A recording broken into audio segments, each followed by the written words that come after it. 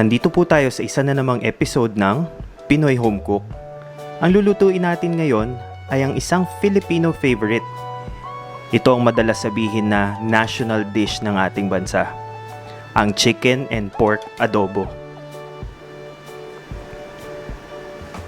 Ito po ang ating ingredients para sa Chicken and Pork Adobo. 1. Pork belly cutlets.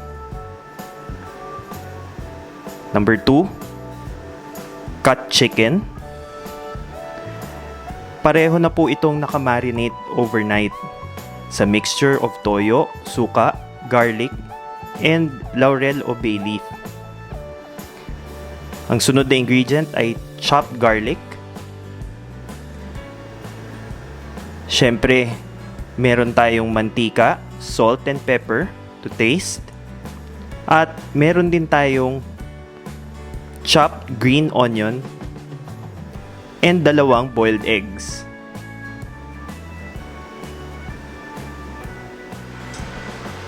Simulan na natin ang pagluluto ng chicken and pork adobo.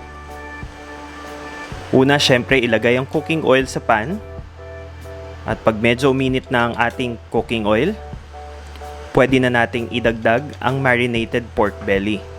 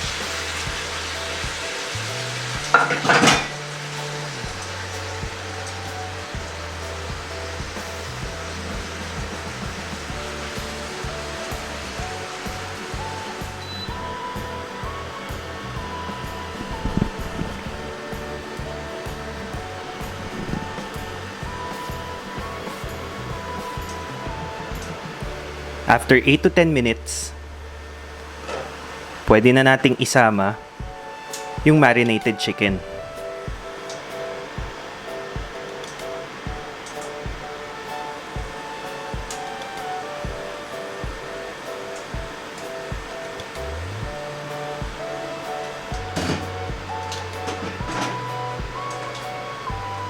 Haluin natin to ng mabuti. Hayaan natin to mag-simmer hanggang sa maluto ang chicken at pork.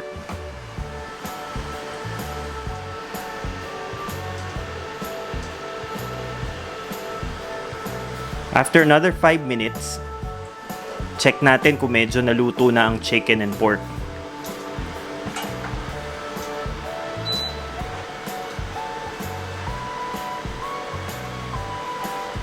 Pwede na po nating ilagay yung chopped garlic.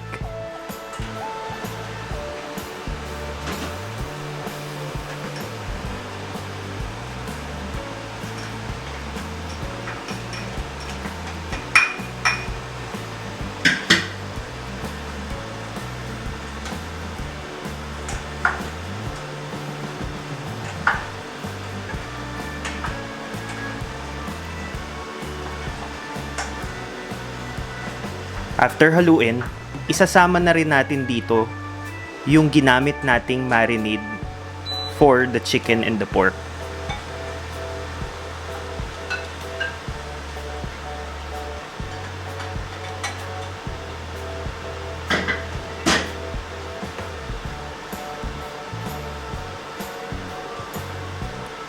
Haluin ng mabuti at takpan para mag-simmer for another 10 minutes.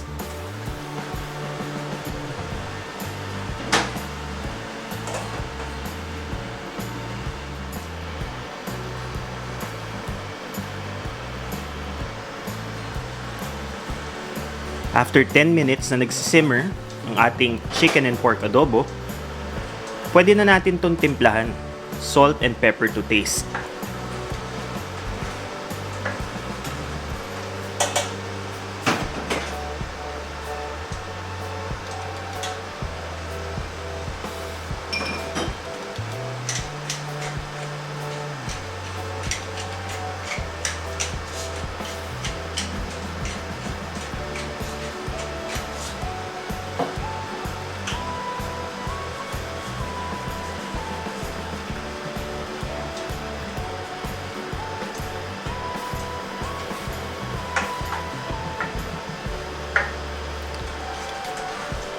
Lapit nang maluto ang chicken and pork adobo natin.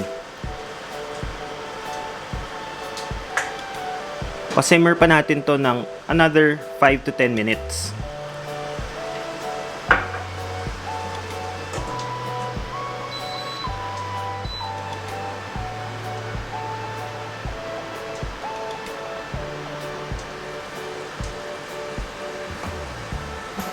Ayan, luto ng chicken and pork adobo. Ready to serve na po.